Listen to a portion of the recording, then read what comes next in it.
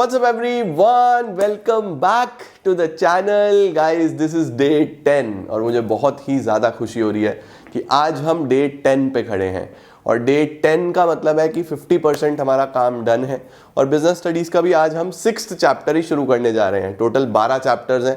6th chapter का मतलब 50% portion हमारा ऑलमोस्ट डन है और इसी तरीके से बस जितनी दूर तक आ गए हो इतना ही और आगे चलना है और मेहनत करनी है और अपने ऑब्जेक्टिव या गोल्स को फुलफिल करना है। तो चलिए जल्दी से अटेंडेंस लगाएंगे, वीडियो को लाइक कर देंगे, शेयर कर देंगे और मोटिवेशन के साथ चीजें शुरू करते हैं।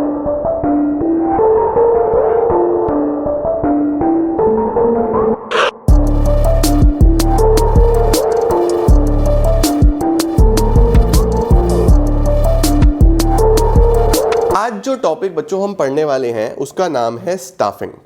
दो फंक्शंस ऑफ मैनेजमेंट आपने पढ़ लिए। नंबर 1 आपने पढ़ा प्लानिंग, यानी कि आपके ऑब्जेक्टिव सेट करना, प्रेमिसेस डेवलप करना, उसके बाद आइडेंटिफाई करना कौन कौन से ऑल्टरनेटिव कोर्सेस ऑफ एक्शन है, देन इवैल्यूएट करके बेस्ट का सिलेक्शन करना, फिर इंप्लीमेंट भी करना, है ना। तो मतलब आपने प्लानिंग में सारी चीज़ें अच्छे तरीके से ऑन पेपर कर ली। ऑर्गेनाइजेशन में प्लान जब हो जाता है ना, फिर उसके बाद हम आगे बढ़ते हैं किसकी तरफ कि अब काम देखो क्या क्या है। जो एक नेचर का काम है, सिमिलर नेचर का काम है, उसकी ग्रुपिंग करो, उसके डिपार्टमेंट्स बनाओ। तो डिपार्टमेंट्स बनाना, वर्क को डिवाइड करना, स्पेशलाइजेशन सीख करना, ये सब ऑर्गेनाइजिंग में पढ़ा था। अब बच्चों हम डिपार्टमेंट्स बना चुके हैं, सिमिलर नेचर के काम की ग्रुपिंग वगैरह कर चुके हैं। अब मुझे चाहिए उस डिपार्टमेंट्स में काम करने वाले लोग। अब देखो बच्चों, जो स्टाफ होता है ना, वो ऑर्गेनाइजेशन की लाइफलाइन होता है। एक ऑर्गेनाइजेशन बिना स्टाफ के बेकार है। आप बड़ी से बड़ी मशीन लगा लो, अगर उसको चलाने वाला एफिशिएंट नहीं है तो बेकार है वो मशीन। तो कहीं ना कहीं स्टाफिंग वो फंक्शन है जो ऑर्गेनाइजेशन में जान डालती है, ऑर्गेनाइजेशन में लाइफ लेके आती है। तो स्टाफिंग का मतलब होता है सही जगह पे सही लोगों को लेके आना। What is staffing? Staffing means obtaining, utilising and maintaining a satisfactory and satisfied workforce. It is the process of filling and keeping filled the positions in the organization. Vacancies को फिल करना और फिल्ड रखना इसी को हम staffing बोल देते हैं। ठीक हो गया बच्चों? तो देखो हमेशा ध्यान रखना कि अच्छे स्टाफ की बहुत ज्यादा जरूरत होती है, राइट।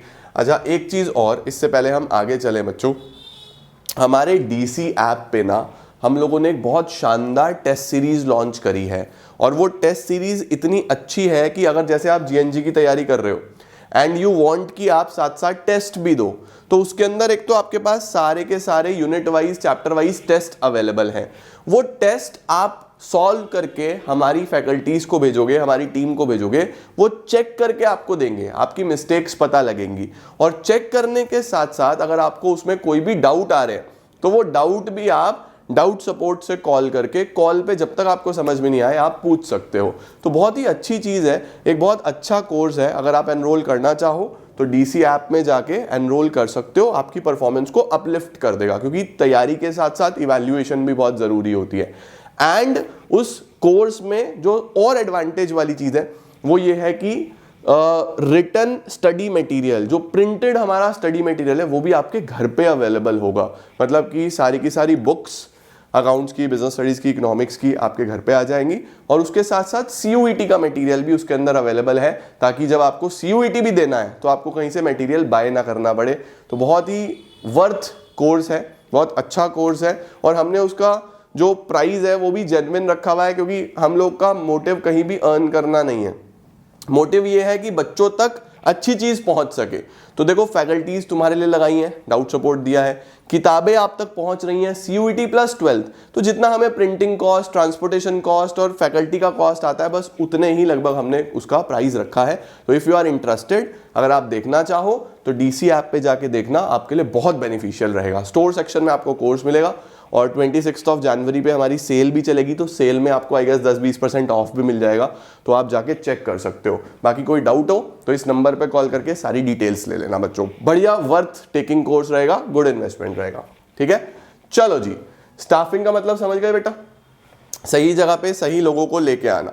उसके बाद आता है इंपॉर्टेंस ऑफ स्टाफिंग। अच्छा, एक चीज और बता दूं, एक एग्जिस्टिंग एंटरप्राइज में स्टाफिंग कॉन्टिन्यूअस प्रोसेस है, कॉन्टिन्यूस प्रोसेस का मतलब चलता रहता है, चलता रहता है, चलता रहता है, कभी भी खत्म नहीं होता, राइट। और अगर कोई नई एंटरप्राइज है तो उसका तो फर्स्ट टाइम ही होगा, पहली बार ही होने वाला है, राइट। अच्छा, स्टाफिंग क्यों इंपॉर्टेंट है बेटा? अगर आप सही से लोगों को लेके आते हो, क्यों इंपॉर्टेंट है? देखो, नंबर 1 फर्स्ट पॉइंट बोल रहा है, अगर हम प्रॉपर स्टाफिंग करते हैं तो हमें कॉम्पिटेंट पर्सोनल मिल जाता है। कॉम्पिटेंट का मतलब best suited for the job, best suited for the job, मतलब जो भी उस जॉब के लिए बेस्ट है, ऐसा इंसान मिलेगा अगर आप प्रॉपर स्टाफिंग करोगे।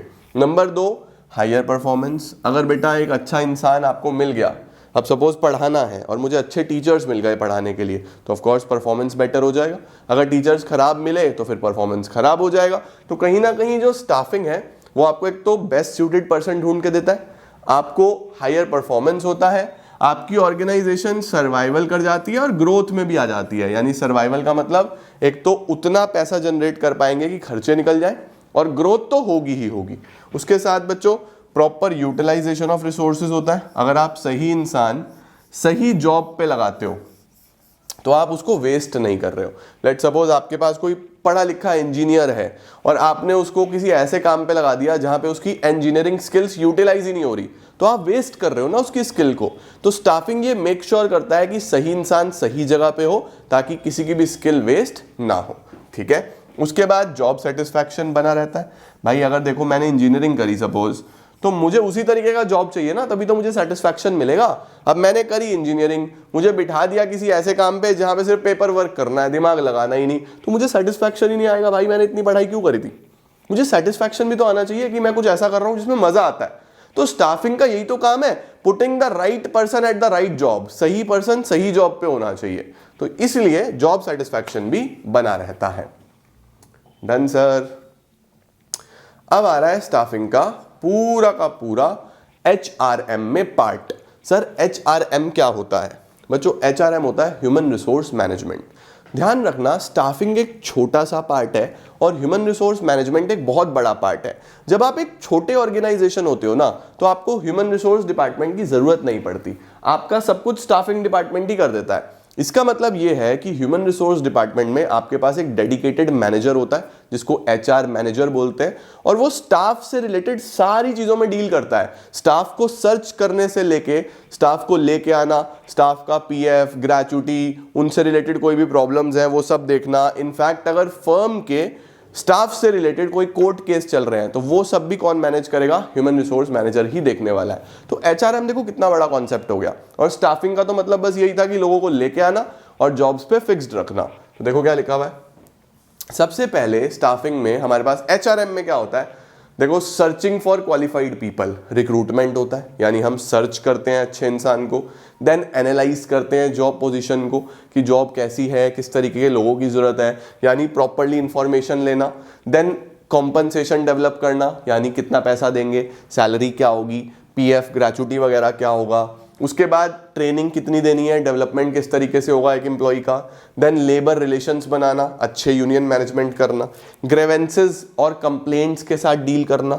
अगर कोई कंप्लेन आ रही है, कोई ग्रेवेंस आ रहा है, कोई इशू आ रहा है, वो भी फिर HRM का ही अल्टीमेटली सॉल्व करना पड़ेगा। सोशल सिक्योरिटी देना, वेलफेयर का ध्यान रखना, और कंपनी को डिफेंड भी करना। डिफेंड करने का मतलब है वही कि अगर कोई कोर्ट केस वगैरह है तो कंपनी को डिफेंड भी फिर ह्यूमन रिसोर्स मैनेजमेंट ही करेगा।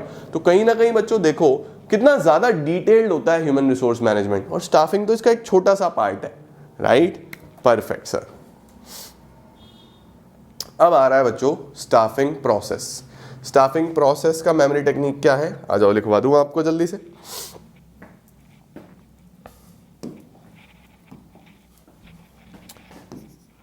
स्टाफिंग प्रोसेस में आएगा बच्चों ER SP TPPC, engineer SP TPPC, engineer SP TPPC, right. सबसे पहले E है estimating the man power requirement. Estimating the man power requirement का मतलब होता है बच्चों चेक करना कि हमें कितने लोगों की जरूरत है, तभी तो स्टाफिंग करोगे, है ना। तो पहले आपको ये चेक करना पड़ता है कि कितने लोगों की मेरी ऑर्गेनाइजेशन में जरूरत है। इसके लिए 2 चीजें करनी पड़ती हैं। एक होता है वर्क फोर्स एनालिसिस और एक होता है वर्क लोड एनालिसिस। सर ये क्या है वर्क फोर्स और वर्क लोड? बच्चों वर्क फोर्स का मतलब होता है कि करंटली मेरे ऑर्गेनाइजेशन में कितने लोग काम कर रहे हैं। लेट सपोज मेरी ऑर्गेनाइजेशन में अभी 20 लोग काम कर रहे हैं। वर्क फोर्स का मतलब यही है कि करंटली कितने लोग काम कर रहे हैं, और वर्क लोड का मतलब होता है कितने लोगों की जरूरत है। सपोज 26 की जरूरत है। अब आप सोचो 20 लोग काम कर रहे हैं, 26 की जरूरत है, तो क्या 6 लोगों का स्टाफिंग करना पड़ेगा? तो क्या एस्टिमेशन हो गया कि कितने मैन पावर का रिक्वायरमेंट है? इसका मतलब 6 पीपल का रिक्वायरमेंट है। तो रिक्वायरमेंट चेक करने के लिए दो चीजें देखते हैं, वर्क फोर्स कितने लोग काम कर रहे हैं, वर्क लोड कितने लोगों की जरूरत है। अब हमें इन 6 लोगों का सर्च करना है, अच्छे तरीके से ढूंढने हैं कि वो कौन लोग हो सकते हैं, किस किस को मैं बुलाऊं इंटरव्यू के लिए, किस किस तरीके से ज़्यादा से ज़्यादा लोगों को मोटिवेट करूं कि वो मेरी जॉब पे आए। तो ये सर्चिंग वगैरह का काम, इसको बोलते हैं रिक्रूटमेंट। रिक्रूटमेंट का मतलब होता है सर्च करना और मोटिवेट करना ज़्यादा से ज़्यादा लोगों को कि वो मेरे जॉब इंटरव्यू के लिए आए। क्योंकि देखो अगर 6 लोगों की ज़रूरत है और 6 ही लोग आए तो बस उन्हें ही रखना पड़ेगा। 6 लोगों की जरूरत है, 60 लोग आए तो उनका इंटरव्यू लेके आपको एक बेस्ट कैंडिडेट मिल सकता है। तो आपको कहीं ना कहीं रिक्रूटमेंट बहुत अच्छे से करना होता है। इसको करने के बाद फिर आप सिलेक्शन करते हो। सिलेक्शन का मतलब होता है कि देखो 60 लोग अगर आए हैं तो 60 में से कौन से बेस्ट 6 हैं उनको देखो अच्छे से, एक बार उनके पॉजिटिव्स नेगेटिव्स देखो, अच्छे से चेक करो उनका कल्चर क्या है, उनकी अपब्रिंगिंग कैसी है, उनकी पर्सनालिटी कैसी है। अभी ये सिलेक्शन सब बताऊंगा कैसे होता है, लेकिन एक बार आपको पता होना चाहिए कि जो बेस्ट है उनको सेलेक्ट करना है, ठीक है। देन फिर क्या करोगे, फिर अगर हो गया तो फिर आप उनका प्लेसमेंट करोगे एंड ओरिएंटेशन करोगे। प्लेसमेंट एंड ओरिएंटेशन का क्या मतलब होता है बच्चों, कि जब आपने सेलेक्ट कर लिया तो जॉब पे प्लेस करो, यानी ऑर्गेनाइजेशन में बुलाओ।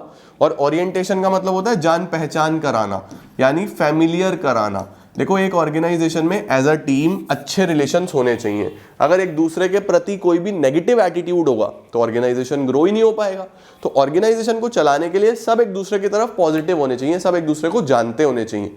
तो ओरिएंटेशन में क्या होता है कि हम सब एक दूसरे को फैमिलियर करेंगे, और फैमिलियर करने का मतलब है कि अच्छे तरीके से एक as a family as a group काम करेंगे, इसको ओरिएंटेशन बोलते हैं, ठीक है। अब देखो एस्टिमेशन हो गया, रिक्रूटमेंट हो गया, सिलेक्शन हो गया, प्लेसमेंट हो गया।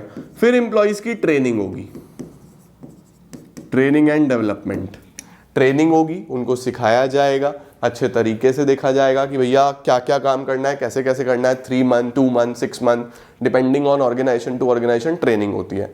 एक बार ट्रेनिंग हो गई फिर उनका परफॉर्मेंस अप्रेजल होगा। अप्रेजल का मतलब होता है पूरी नजर रखना, अच्छे से चेक करना कि काम ठीक से कर रहे हैं या नहीं कर रहे हैं, गलती ज्यादा कर रहे हैं या कम कर रहे हैं, क्या मिस्टेक्स कर रहे हैं, ये लोग की ट्रेनिंग प्रॉपर हो भी गई या नहीं हो गई, क्या इनको दोबारा ट्रेनिंग पे भेजना पड़ेगा या इनकी सैलरी बढ़ा दी जाए, अच्छा काम कर रहे हैं या नहीं कर रहे हैं। इसको बोलते हैं परफॉर्मेंस का अप्रेजल करना। अप्रेजल के बाद क्या होगा बच्चों, इनके प्रमोशन की और करियर की बात होगी कि किसको प्रमोट करना है, किसको दोबारा ट्रेनिंग पे भेजना है। तो उनका करियर प्लान होगा पूरा यहाँ से।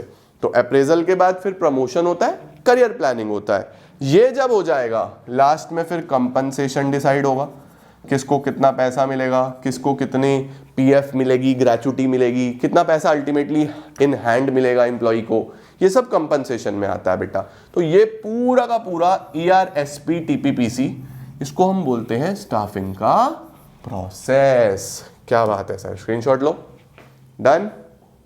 आओ देखो, सबसे पहले आ गया estimation of the man power requirement, इसमें वर्कफोर्स और वर्कलोड एनालिसिस, कितने लोगों की अभी फिलहाल अवेलेबिलिटी है और कितने लोगों की जरूरत है। देन रिक्रूटमेंट, रिक्रूटमेंट का मतलब सर्च करना और स्टिमुलेट करना, यानी मोटिवेट करना कि आप हमारी जॉब पे आओ। उसके बाद बच्चों सिलेक्शन होगा, जो भी बेस्ट कैंडिडेट होगा उसको सेलेक्ट करेंगे। देन उसका प्लेसमेंट होगा, ओरिएंटेशन होगा, उसको प्लेस करेंगे, जान पहचान कराएंगे। Orientation means introduction, placement means employee occupies the position. Then training and development होगा।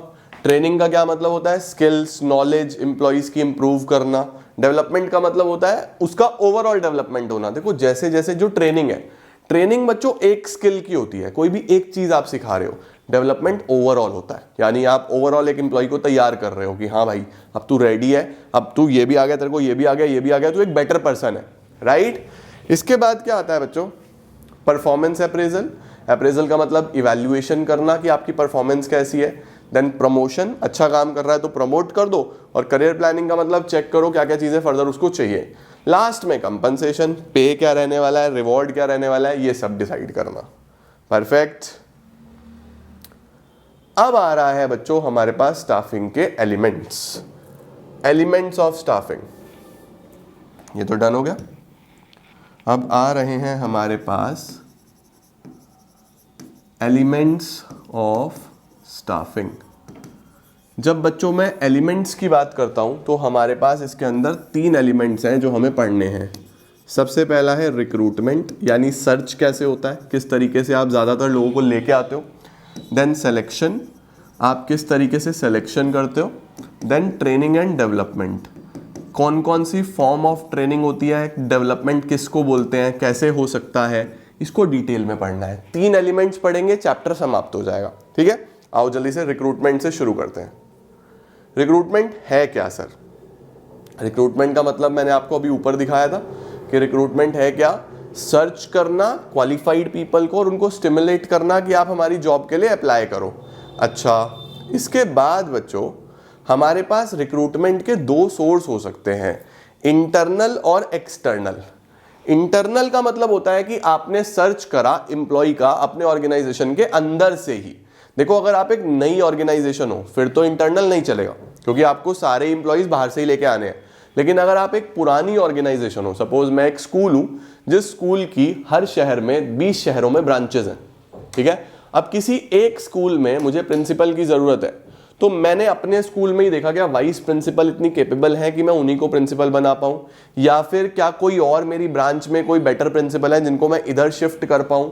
तो अल्टीमेटली क्या हो रहा है, एक ऑर्गेनाइजेशन के अंदर अंदर से ही मैं इंप्लॉइज को ढूंढ रहा हूं। इसको बोलते हैं हम internal recruitment within the organisation. और अगर मुझे ऐसा लग रहा है कि मेरे स्कूल्स में ऑलरेडी सब लोग प्री ऑक्यूपाइड है या ओवरबर्डन्ड है, तो हम एक काम करेंगे, नए प्रिंसिपल बाहर से ही सर्च करेंगे, तो उसको बोलते हैं external recruitment, outside the organisation. अब देखो, इंटरनल में 2 तरीके होते हैं बच्चों। इंटरनल में 2 होते हैं, ट्रांसफर और प्रमोशन। प्रमोशन क्या है कि मैं नीचे से ऊपर यानी वर्टिकली किसी को शिफ्ट करूं। मैंने वाइस प्रिंसिपल को ही प्रिंसिपल बना दिया, तो अल्टीमेटली ये उनका प्रमोशन हो गया। और ट्रांसफर क्या है, हॉरिजॉन्टल, कि एक पर्टिकुलर पोजीशन पे कोई प्रिंसिपल है, उस प्रिंसिपल को उस स्कूल से हटा के इस स्कूल में ले आया, उसको क्या बोल देते हैं, ट्रांसफर। प्रमोशन में क्या होता है बच्चों, सब कुछ बेटर हो जाता है, better position, better responsibility, better facilities, better status, better पे। इसमें ऐसा कुछ नहीं होता, इसमें आप सब कुछ सेम रखते हो, बस आप एक जगह से उठाओगे और दूसरी जगह ट्रांसफर कर दोगे। ये हॉरिजॉन्टल होता है, ये वर्टिकल होता है, ये ध्यान रखना। ओके, अब बच्चों इंटरनल के क्या क्या फायदे होते हैं, एम्प्लॉइज मोटिवेटेड फील करते हैं, यानी जो वाइस प्रिंसिपल होंगे उनको पहले से ही मोटिवेशन होगा कि अगले प्रिंसिपल तो हम ही हैं, तो वो अच्छे से पहले ही काम कर रहे होंगे। और जो उनके नीचे टीचर्स होंगे वो वाइस प्रिंसिपल प्रिंसिपल बनने के लिए रेडी होंगे, तो मोटिवेटेड रहते हैं एम्प्लॉइज। प्रोसेस सिंप्लीफाइड रहता है। प्रोसेस सिंप्लीफाइड क्यों रहता है बच्चों, क्योंकि आप ऑलरेडी उन कैंडिडेट्स को जानते हो, वो कैंडिडेट्स ऑलरेडी आपको जानते हैं, तो कोई चक्कर ही नहीं है। इंडक्शन की जरूरत नहीं पड़ती। इंडक्शन का मतलब आपको जान पहचान नहीं करानी पड़ती। वो ओरिएंटेशन पढ़ा ना, उसी को इंडक्शन भी बोलते हैं, तो आपको दोबारा से ओरिएंटेशन नहीं कराना पड़ता क्योंकि पहले करा चुके हो। इसके बाद सरप्लस स्टाफ को एडजस्ट कर सकते हो आप बहुत आसानी से इसके थ्रू। एंड इकोनॉमिकल, बहुत सस्ता होता है क्योंकि आपको इंटरव्यू वगैरह में बहुत ज़्यादा सर्च नहीं करनी पड़ती, बहुत टाइम नहीं लगाना पड़ता, मनी नहीं लगाना पड़ता, तो ये इकोनॉमिकल होता है। ठीक है, बात करें बच्चों इसकी लिमिटेशंस की, तो लिमिटेशंस का मतलब नंबर 1, एम्प्लॉइज लेथार्जिक हो जाते हैं। लेथार्जिक का मतलब लेजी हो जाते हैं कि उनको पता ही है कि यार प्रमोशन तो होना ही है, मैं काम अच्छा करूं या ना करूं, इस ऑर्गेनाइजेशन में तो रूल है कि प्रमोशन तो होगा ही, तो एम्प्लॉइज लेजी हो जाते हैं, कई बार काम नहीं करते बढ़िया। नंबर 2, प्रोडक्टिविटी कम हो जाती है अगर आप बार बार ट्रांसफर करते हो, अगर आप बहुत ज़्यादा फ्रीक्वेंट ट्रांसफर्स करते हो। देखो, स्टेबिलिटी ऑफ पर्सोनल, फियोल ने बोला था ना, बहुत ज़्यादा फ्रीक्वेंट ट्रांसफर्स नहीं होने चाहिए। फ्रीक्वेंट ट्रांसफर होंगे तो एम्प्लॉय का भी नुकसान, आपका भी नुकसान, तो प्रोडक्टिविटी कम हो जाएगी। Reduces the scope of fresh talent, बच्चों आपको फ्रेश टैलेंट नहीं मिलता क्योंकि वो इंसान ऑलरेडी आपकी ऑर्गेनाइजेशन में काम कर रहा था, तो उसकी क्रिएटिविटी इनोवेशन को आप जानते हो। अगर आप बाहर से कोई इंसान लेके आते तो वो फ्रेश टैलेंट लेके आता, फ्रेश क्रिएटिविटी लेके आता। Next, it is an incomplete source of recruitment, क्योंकि एक नई एंटरप्राइज इंटरनल यूज ही नहीं कर सकती, मैंने बताया ना, नई के लिए तो एक्सटर्नल ही है, तो ये तो पुरानी में चल सकता है। नेक्स्ट, स्पिरिट ऑफ कंपटीशन जो है वो हैम्पर हो सकता है। क्यों हैम्पर हो सकता है? क्योंकि एक प्रोसेस है ना कि पहले टीचर, फिर एचओडी, फिर वाइस प्रिंसिपल, फिर प्रिंसिपल, ऐसे ही चलेगा।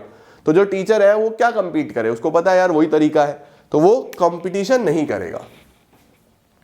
अब आ रहे हैं बच्चों एक्सटर्नल सोर्सेज, बाहर से आप कहां कहां से सर्च कर सकते हो एम्प्लॉइज को, किस किस तरीके से कर सकते हो। तो देखो इसके अंदर बहुत सारे सोर्सेज हैं। केस स्टडी आएगा, केस स्टडी में आपको पहचानना होगा।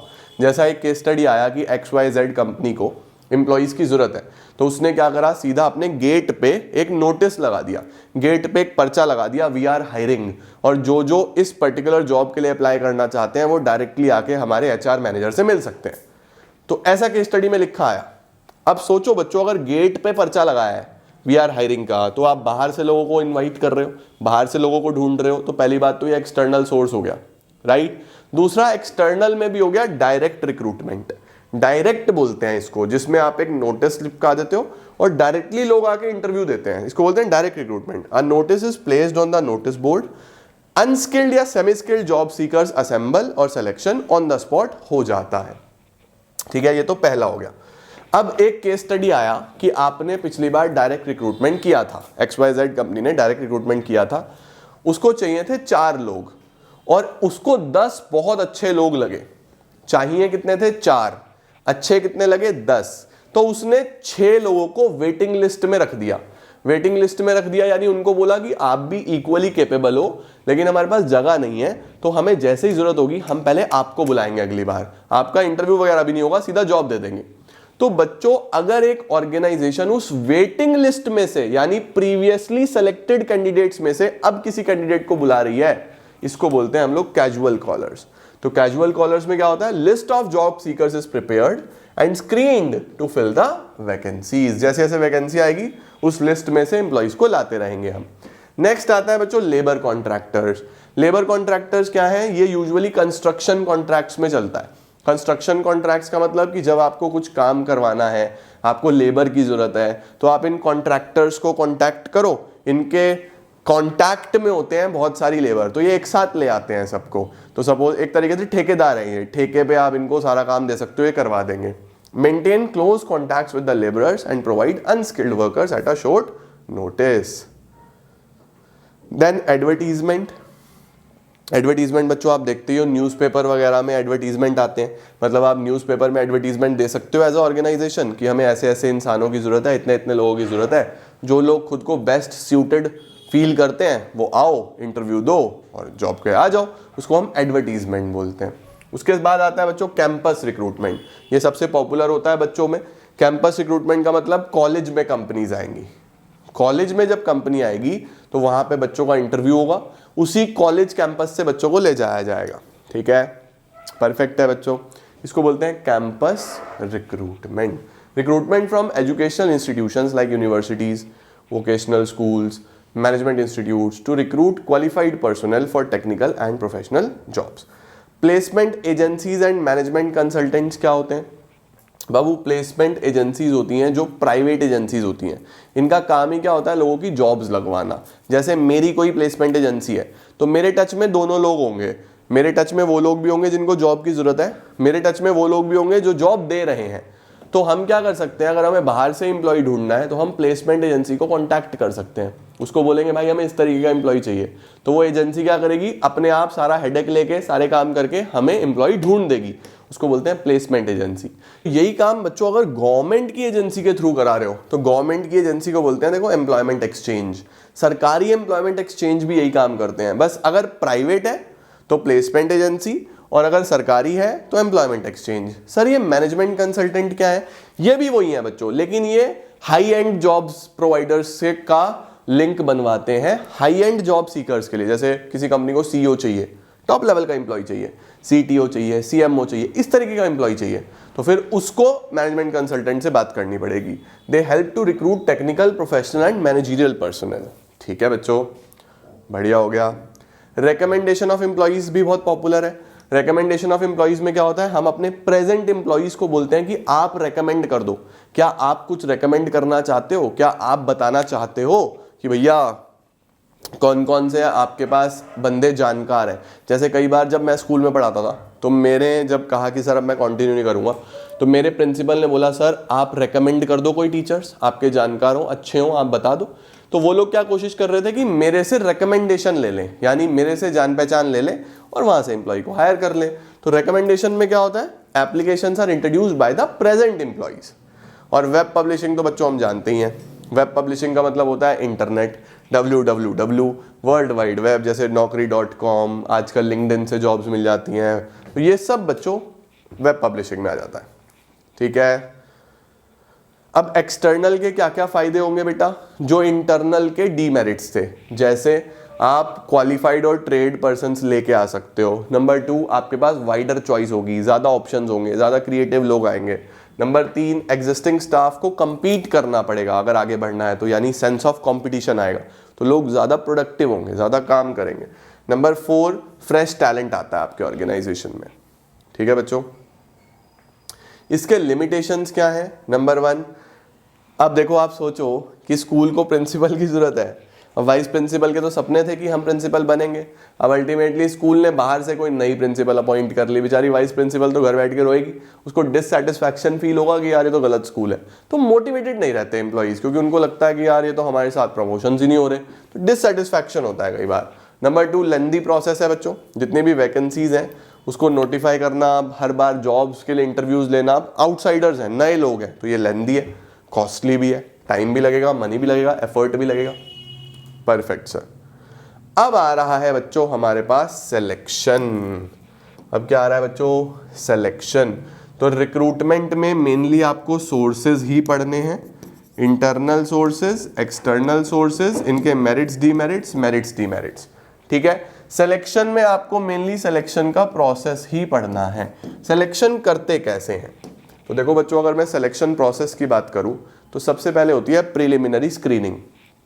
प्रिलिमिनरी स्क्रीनिंग का मतलब होता है पहली बार में स्क्रीनिंग कर लेना, पहली बार में चेक कर लेना कि ये कैंडिडेट मेरे लिए सूटेबल भी है या नहीं है। अब ये प्रिलिमिनरी स्क्रीनिंग होती कैसे है, एम्प्लॉय का सीवी देख के, एम्प्लॉय का रिज्यूमे देख के, एम्प्लॉय को बोलूंगा कि भैया दिखाओ, हमें कम से कम ग्रेजुएट लोग चाहिए, वो भी जिनको 3 साल का वर्क एक्सपीरियंस हो। तो सोचो आपने 2 कंडीशन लगा दी, ग्रेजुएट चाहिए और 3 साल का वर्क एक्सपीरियंस, तो बहुत सारे तो ऐसे ही बाहर हो जाएंगे। ये आपने करी प्रिलिमिनरी स्क्रीनिंग, आपने अपना टाइम बचा दिया। तो व्हाट इज प्रिलिमिनरी स्क्रीनिंग, इससे मैनेजर एलिमिनेट कर सकता है अनक्वालिफाइड या फिर जो आपके लिए रिक्वायर्ड नहीं है ऐसे जॉब सीकर्स को। फिर होते हैं बच्चों सिलेक्शन टेस्ट। सिलेक्शन टेस्ट में क्या होता है बच्चों, 4 प्रकार के टेस्ट होते हैं, ठीक है, बल्कि 5 ही होते हैं। सबसे पहला इंटेलिजेंस, एप्टीट्यूड, पर्सनालिटी, ट्रेड। सही है क्या, ओके। एक और होता है बच्चों इंटरेस्ट, इसको मैं बोलता हूं पति टेस्ट। ओके, इसको क्या बोलते हैं, पति टेस्ट। तो पी है पर्सनालिटी टेस्ट, इसके अंदर एक इंसान की पर्सनालिटी जज करी जाती है कि अगर इसको हम प्रेशर में डालेंगे, अगर इसके ऊपर हम ओवरऑल कुछ फोर्स लगाएंगे, इसको हम थोड़ा सा बर्डन करेंगे तो ये कैसे रिएक्ट करेगा, क्या वहाँ पे छोड़ के तो नहीं भाग जाएगा, क्या वहाँ पे ऑर्गेनाइजेशन को इनकम्प्लीट तो नहीं कर देगा। तो पर्सनालिटी चेक करी जाती है। इसके बाद आता है एप्टीट्यूड। एप्टीट्यूड का मतलब होता है कितनी जल्दी ये नई स्किल सीखेगा, इसका पोटेंशियल कैसा है, ये कितनी जल्दी नई स्किल सीखेगा। क्योंकि देखो ट्रेनिंग होगी तो कुछ लोग जल्दी सीख जाते हैं, कुछ लोग देर में सीखते हैं, तो पोटेंशियल चेक होता है। Then we have trade test. Trade test का मतलब होता है बच्चों करंट स्किल्स चेक करना, कि अभी फिलहाल एक एम्प्लॉय कितना स्किलफुल है। तो अगर करंट स्किल्स चेक करनी है उसके लिए ट्रेड टेस्ट होगा। Then intelligence test. इंटेलिजेंस होता है बच्चों एक इंसान का आईक्यू चेक करना, कि ये मैथ्स कितना अच्छे से करता है, कितनी जल्दी ये डिसीजंस लेता है, कैलकुलेशंस कितनी जल्दी करता है, कितना जनरल नॉलेज है, इसको इंटेलिजेंस चेक करना किसी भी एम्प्लॉय की। और लास्ट होता है इंटरेस्ट टेस्ट। इंटरेस्ट में बच्चों आप बेसिकली फील्ड चेक करते हो कि इसको किस फील्ड में लेके जाएं, इसका इंटरेस्ट कहाँ है, क्योंकि अगर आप इंटरेस्ट के अगेंस्ट काम दोगे तो वो मोटिवेटेड ही नहीं होगा। तो 5 तरीके के टेस्ट हो गए पति टेस्ट। तो सबसे पहले बच्चों प्रिलिमिनरी स्क्रीनिंग होगी, फिर आप सिलेक्शन टेस्ट लोगे। अब जो लोग ये भी क्लियर करेंगे, ये भी क्लियर करेंगे, तो देखो मेजॉरिटी तो यहीं साफ हो जाएगी। जब ये क्लियर करेंगे फिर आएगा इंटरव्यू। इंटरव्यू क्या होता है? एक फॉर्मल कॉन्वर्सेशन होता है, फेस टू फेस आप बंदे का कॉन्फिडेंस चेक करते हो, पर्सनालिटी चेक करते हो, बिहेवियर चेक करते हो, वे ऑफ टॉकिंग चेक करते हो, जेस्चर्स, बॉडी लैंग्वेज, कैसे बैठ रहा है, कैसे खड़ा हो रहा है ना, कहीं बोलने का तरीका काफ़ी कैजुअल तो नहीं है, सब चीज़ें। तो कहीं ना कहीं ये चीज़ें क्या हैं, इंटरव्यू में होती हैं। इंटरव्यू के बाद क्या होगा बच्चों? एम्प्लॉय का रेफरेंस चेक किया जाएगा और बैकग्राउंड चेक किया जाएगा। रेफरेंस का मतलब उससे बोला जाएगा कि भाई अपने स्कूल प्रोफेसर्स, टीचर्स के बारे में बताओ, कौन कौन थे, तुमने उनको ज़्यादा परेशान तो नहीं करा, तुम डिफॉल्टर तो नहीं रहे। सोच लो बैक बेंचर्स, रेफरेंस चेक होगा तुम्हारा, बहुत परेशान करा तुम्हारे टीचरों को। तो रेफरेंस चेक होगा। अब रेफरेंस में आप अपना प्रीवियस एम्प्लॉयर के बारे में बता सकते हो, अपने कॉलेज प्रोफेसर्स के बारे में बता सकते हो। तो रेफरेंस चेक होता है एंड बैकग्राउंड चेक होता है। भाई क्रिमिनल विमिनल तो नहीं है कोई? ओके, अच्छा ये भी हो गया, टेस्ट हो गए, इंटरव्यू क्लियर हो गया, रेफरेंस में भी सब पॉजिटिव निकला, फिर आप डिसाइड करते हो कि ठीक है इसको रख लेते हैं। जो लोग ये सब क्लियर कर लेते हैं वो डिसाइड हो जाते हैं कि ठीक है इनको हम जॉब देंगे। फिर इनका मेडिकल होता है कि ये लोग मेडिकली भी फिट है या नहीं है। पता चले इतना सब कुछ हमने करा और ये तो हर 3 दिन बाद बीमार हो जाता है, ये तो मेडिकली फिट नहीं है, तो ऐसे इंसान को रख के क्या करोगे? तो इनको हम नहीं रखते। फिर तो मेडिकल एग्जामिनेशन होगा, जब सब ठीक निकलेगा तो बस जॉब ऑफर होगा, आपको ऑफर मिल जाएगा कि भैया लो this is your letter of appointment, इतना पैसा मिलेगा, इस तरीके से होगा, ये आपका जॉब ऑफर है। अब अगर आप बिल्कुल फिट फील करते हो, अगर आपको लग रहा है कि इतना पैसा ओके है, इतना अमाउंट ओके है, इतने नंबर ऑफ आवर्स ओके हैं, इतनी नंबर ऑफ हॉलीडेज ओके हैं, तो आप डन कर सकते हो। अदरवाइज आप नेगोशिएट कर सकते हो कि भाई ठीक है मुझे इतने नहीं इतने चाहिए, कुछ कम ज़्यादा चाहिए। तो उससे क्या होगा? आपका फाइनल कॉन्ट्रैक्ट बनेगा। देन आपका फाइनल कॉन्ट्रैक्ट बनेगा बच्चों। फाइनल कॉन्ट्रैक्ट का क्या मतलब है कि फाइनली आपको कितना पैसा मिलेगा, कितने नंबर ऑफ आवर्स होंगे, बिल्कुल फाइनल। ये तब बनता है जब आप जॉब ऑफर पे एग्री कर जाते हो, ठीक है। तो ये बच्चों पूरा का पूरा किस में आ जाता है? सिलेक्शन प्रोसेस में। आओ सर, टाइप्स ऑफ टेस्ट मैंने आपको सारे बता दिए, इंटेलिजेंस, एप्टीट्यूड, पर्सनालिटी, ट्रेड और इंटरेस्ट। इसका भी स्क्रीनशॉट ले लो। देन ट्रेनिंग एंड डेवलपमेंट आखिरी टॉपिक आ रहा है बच्चों, ट्रेनिंग एंड डेवलपमेंट। देखो ट्रेनिंग का मतलब होता है जब आप किसी एम्प्लॉय को किसी पर्टिकुलर स्किल पे ट्रेन करते हो कि यार ये सीख, ये चीज़ अपने अंदर डेवलप कर, इस चीज़ को अपने अंदर लेके आ, एकदम परफेक्शन लेके आ इस चीज़ में। जैसे सपोज किसी को मैं पढ़ाने की ट्रेनिंग दे रहा हूँ कि भाई ऐसे पढ़ाया करो, इस टॉपिक को इतनी देर में ख़त्म करना है, ये सब ट्रेनिंग हो रही है। ट्रेनिंग के क्या फ़ायदे हैं, क्या क्या बेनिफिट्स हैं? सबसे पहले ऑर्गेनाइजेशन को। बच्चों अगर आप ऑर्गेनाइजेशन में ट्रेन्ड स्टाफ रखोगे तो एक तो आपका एफर्ट वेस्ट नहीं होगा, आपका मनी वेस्ट नहीं होगा, आपका पैसा बचेगा, है ना। तो एफर्ट और मनी आपका सेव होता है। एम्प्लॉय की प्रोडक्टिविटी ज़्यादा होती है, आपको एक मोर प्रोडक्टिव एम्प्लॉय मिलता है जब आप उसकी ट्रेनिंग कर देते हो। नेक्स्ट, फ्यूचर मैनेजर तैयार करते हो आप। अगर आप ट्रेंड रखते हो अपने स्टाफ को तो फ्यूचर में कुछ भी काम होगा फटाफट ये आ जाएंगे। उसके साथ साथ ट्रेंड एम्प्लॉय का टर्नओवर नहीं होता, जल्दी से छोड़ के नहीं जाता। जो अनट्रेंड होता है ना वो इधर उधर भागता है, उसका दिमाग इधर उधर भागता है। तो ट्रेनिंग का सबसे बड़ा फायदा यही है कि टर्नओवर कम से कम होता है। लो बच्चों स्क्रीनशॉट। अच्छा, एम्प्लॉय को क्या फायदा है ट्रेनिंग का? नंबर 1, अच्छा करियर, अच्छा प्रमोशंस मिलते हैं। एक ट्रेंड एम्प्लॉय को ही तो प्रमोशन मिलेंगे यार, जिसको काम ही नहीं आता उसे तुम क्या प्रमोशन दोगे। नेक्स्ट, परफॉर्मेंस बेटर होती है उसकी, परफॉर्मेंस बेटर होती है तो अल्टीमेटली सेटिस्फैक्शन उसका अच्छा रहता है, अच्छा फील करता है वो, मोरल हाई रहता है। देन एक्सीडेंट्स कम होते हैं बच्चों। जो ट्रेंड एम्प्लॉय है उसका गलती कम होगी, उससे एक्सीडेंट कम होगा उसका, ठीक है। अब आ रहे हैं लास्ट टॉपिक बच्चों और इंपॉर्टेंट है ये, methods of training. Methods of training में बच्चों हमारे पास 3 तरीके के मेथड्स होते हैं, मतलब मेनली तो 2 ही हैं। एक होता है ऑन द जॉब ट्रेनिंग, एक होता है of the job training. On the job और ऑफ द जॉब में क्या फर्क है सर? ऑन द जॉब है बच्चों करते करते सीखना। जैसे आप हेयर ड्रेसर, सलून्स पे देखते हो कि कुछ लड़के कुछ लड़कियां ऐसी होती हैं जो अभी काम सीख रही होती हैं, वो देख रही होती है कि कैसे चल रहा है। यार रुक जाओ, क्यों शोर मचाया हुआ है, पढ़ाने दो यार। हमारे नेवर में बेटा तोड़फोड़ मचाई हुई है पूरी, बट फिर भी आई एम हैप्पी कि ठीक है तरक्की हो रही है, कोई बात नहीं। देखो बच्चों, सबसे पहले ऑन द जॉब का मतलब होता है करते करते सीखना। करते करते सीखना का क्या मतलब है कि आपको मैं एग्जांपल दे रहा था सलून्स का, या इलेक्ट्रीशियंस के साथ देखो, प्लम्बर्स के साथ देखो, बहुत सारे लड़के चल रहे होते हैं जो धीरे धीरे काम सीख रहे होते हैं, इसको बोलते हैं ऑन द जॉब। और ऑफ द जॉब क्या होता है? ऑफ द जॉब होता है लर्निंग बिफोर डूइंग, पहले सीखो फिर आप काम करना।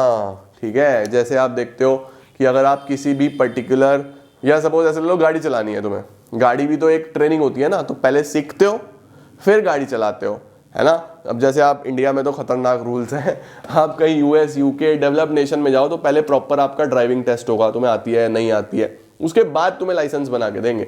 हमारे यहाँ तो वैसे इतने सारे हैवी ड्राइवर हैं, इतनी सारी रील्स आती हैं इंस्टाग्राम पे भाई साहब, स्पेशली लड़कियों की तो ऐसा नहीं है कि सिर्फ लड़कियों में ही हैवी ड्राइवर है, लड़कों में भी है, लेकिन ज्यादा तो लड़कियों की आती हैं रील्स भाई साहब। तो देखो लर्निंग बिफोर डूइंग क्या है, पहले अल्टीमेटली हमें क्या करना है, सीखना है फिर काम करना है, इसको बोलते हैं of the job. On the job करते करते सीखना है। ठीक है, अब देखो ऑफ द जॉब में बच्चों कौन कौन से होते हैं। ऑफ द जॉब में एक ही है जिसको हम बोलते हैं वेस्टिब्यूल स्कूल या वेस्टिब्यूल ट्रेनिंग। वेस्टिब्यूल ट्रेनिंग क्या है कि आपको जिस जॉब पे जिस मशीन पे काम करना है, बिल्कुल वैसी सिमिलर मशीन, जैसे सपोज आप गाड़ी चलाना सीखते हो तो बाद में भी तो आप वैसी गाड़ी चलाओगे, बट पहले आपको एक सिमिलर गाड़ी पे ट्रेनिंग दी जाएगी कि पहले ये चला ले भाई, इस पे सीख ले, फिर अपनी महंगी वाली गाड़ी ठोक लियो, पहले इस पे सीख ले। तो जब आप बहुत ज्यादा महंगी मशीनें, सोफेस्टिकेटेड मशीनों में काम करना होता है तो पहले आपको वैसे ही वर्क एनवायरनमेंट, वैसी मशीनों पे ट्रेनिंग दी जाती है। जब वो ट्रेनिंग कंप्लीट हो जाती है फिर आपको एक्चुअल मशीन दी जाती है कि ले भाई अब इस पे काम कर, तो इसको बोलते हैं हम वेस्टिब्यूल ट्रेनिंग। तो vestibule training is a method which is conducted on equipment they will be using in future. तो फिर ट्रेनिंग करी जाती है अवे फ्रॉम वर्क प्लेस, पहले एक टेम्परेरी वर्क प्लेस बनाया जाता है, उस पर सब सिखाया जाता है, फिर आप एक्चुअल पे आते हो। ठीक है, ऑन द जॉब कौन से होते हैं बच्चों, ऑन द जॉब का मतलब होता है करते करते सीखना। इसके अंदर सबसे पहले आता है हमारे पास अप्रेंटिसशिप। अप्रेंटिसशिप का मतलब जैसे मैंने आपको बताया, हेयर सलून्स पे, इलेक्ट्रीशियंस के साथ, प्लम्बर्स के साथ, एक तो मास्टर वर्कर है वो खुद ही जो सब कुछ जानता है, और एक उसके साथ जो ट्रेनी चल रहा है जो अभी सब सीख रहा है, वो धीरे धीरे उसको ऑब्जर्व करता रहता है, उसको देखता रहता है, छोटे मोटे काम करता रहता है, उसकी हेल्प करता रहता है, और एक दिन वही ट्रेनी मास्टर वर्कर बन जाता है। तो करते करते सीखता है ना, इसको हम अप्रेंटिसशिप बोलते हैं।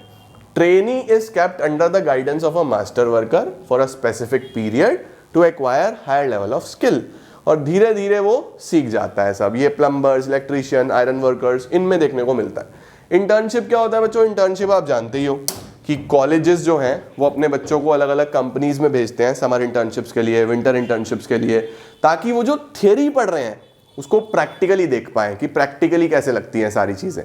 तो अल्टीमेटली जहाँ पे कॉलेजेस या इंस्टीट्यूशंस अपने बच्चों को प्रैक्टिकल चीज़ें सिखाने के लिए भेजते हैं उसको हम लोग क्या बोल देते हैं, इंटर्नशिप्स। अब joint programme between education institution and business firms, besides regular study the trainees work in office to acquire practical skills. एक और होता है बच्चों इसके अंदर, इंडक्शन या ओरिएंटेशन, वो आप लिख लेना अपने पास जरूर, 3 होते हैं, 2 तो ये हैं।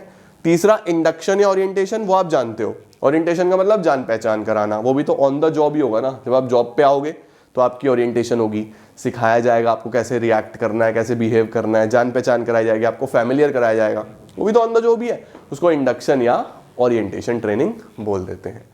डन बच्चों, दिस इज इट। आज 10th डे पे यानी 50% डेज खत्म हुए हमारे, और 50% सिलेबस भी खत्म हुआ हमारा। 6 चैप्टर हमने बिजनेस स्टडीज के कर लिए हैं, टोटल 12 चैप्टर्स हैं। इसी तरीके से पढ़ते चलना है। कल संडे है, इस वीक में काफ़ी सारा काम हुआ है, तो कल बैठ के सारा रिवीजन लेना कि इस वीक में हमने क्या क्या चीज़ें पढ़ी हैं। एक बार बिजनेस स्टडीज 1 to 6 सारा गो थ्रू करना। इकोनॉमिक्स में भी कल काफ़ी काम होगा आपके पास रिवाइज करने के लिए, अकाउंट्स में भी काफ़ी काम होगा रिवाइज करने के लिए। तो कल के संडे को पूरा यूटिलाइज करना, रिवीजन लगाना और आगे बढ़ना। ठीक है, thank you so much guys. मैं मंडे को मिलूंगा, मतलब आज अभी अकाउंट्स में मिलूंगा, बिजनेस स्टडीज के साथ मंडे को मिलूंगा, चीज़ें आगे बढ़ाएंगे। Keep growing, keep glowing, keep smiling.